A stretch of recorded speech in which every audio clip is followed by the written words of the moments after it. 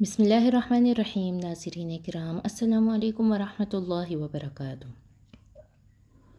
نماز میں دل لگانے کا طریقہ کیا ہے؟ جب بھی ہم نماز شروع کر دیتے ہیں کچھ نہ کچھ خیال آنا شروع ہو جاتا ہے۔ کوئی مری میں گھوم رہا ہے، کوئی ناران کاغان جا رہا ہے، کسی کے ذہن میں کیا خیال آنا شروع ہو جاتا ہے، کسی کو کوئی بات آنا شروع ہو جاتی ہے، لوگ پریشان ہو جاتے ہیں۔ بھئی ہم نماز کے اندر دل کیسے لگائیں؟ بھئی کوئی مشکل مسئلہ نہیں ہے، آسان سا حل ہے۔ حل یہ ہے کہ میں آپ کو 5 طریقے بتاؤں گا۔ ان 5 طریقوں میں سے کسی ایک طریقے پر اگر آپ عمل کر لو تو آپ کا نماز کے اندر دل لگنا شروع ہو جائے گا۔ وہ 5 طریقے کون سے ہیں؟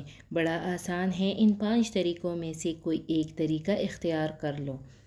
پہلے طریقہ ہے کہ جب آپ نیت کر لیں نماز پڑھنا شروع کر دیں تو آپ اپنے دل میں یہ تصور لائیں کہ مجھے اللہ تعالیٰ دیکھ رہا ہے کہ میں کس طرح نماز پڑھ رہا ہوں، کس طرح تلاوت کر رہا ہوں، کس طرح قیام کر رہا ہوں، کس طرح رکوع کر رہا ہوں، کس طرح سجدہ کر رہا ہوں۔ یعنی ہر رکن میں یہ خیال دل میں آئے رکھیں کہ اللہ تعالیٰ مجھے دیکھ رہا ہے۔ جب اس بات پر آپ نہ 1-2 ہفتے تک عمل کرو گے، مشق کرو گے بار بار، تو انشاءاللہ تعالیٰ نماز کے اندر آپ کا دل لگنا شروع ہو جائے گا، پھر خیالات نہیں آئیں گے۔ پہلے طریقہ ہو گیا۔ اچھا، دوسرا طریقہ کیا ہے کہ نماز کے اندر جو تلاوت اور اذکار اور تسبیح ہوتی ہے نا، سب عربی میں ہیں۔ ہاں، پوری نماز عربی میں ہے لیکن ان کا اردو ترجمہ ہے۔ اسی طرح آپ غور رکھیں، جو پڑھے لکھے لوگ ہیں وہ تو کر سکتے ہیں۔ الحمدللہ رب العالمین، تمام تعریفیں اللہ کے لیے ہے جو 2 جہانوں کا رب ہے، الرحمن الرحیم، جو رحمان اور رحیم ہے، مالک یوم الدین، جو تمام جہانوں کا مالک ہے، اور سبحان ربی العظیم، سبحان ربی الاعلیٰ۔ ان الفاظ کی طرف غور رکھیں۔ جب غور کریں گے تو اس کو بات سمجھ میں آئے گی، تو اس کا دل لگنا نماز کے اندر شروع ہو جائے گا۔ 2 طریقے ہو گئے۔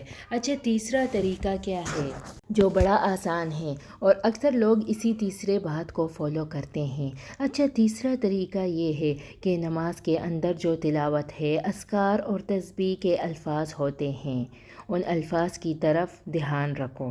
سبحان ربی العظیم، اس لفظ کی طرف دھیان رکھو۔ سبحان ربی الاعلیٰ، التحیات للہ والصلوات والطیبات، یعنی نماز کے ہر لفظ کی طرف غور رکھو۔